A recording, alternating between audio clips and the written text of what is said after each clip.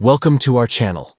Today we're diving into a quick and easy guide on how to disable mention requests notifications on Instagram using your PC, following the latest update.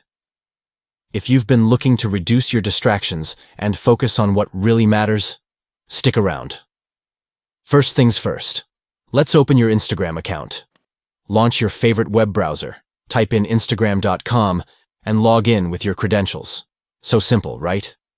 Once you're logged in, look down to the left bottom corner of your screen. You'll see an icon with 3 horizontal lines. This is the More icon.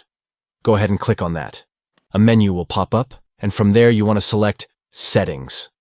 This is where you'll find a host of options to customize your Instagram experience. Now, in the Settings menu, navigate to the Notifications section. Click on that to explore all your notification preferences.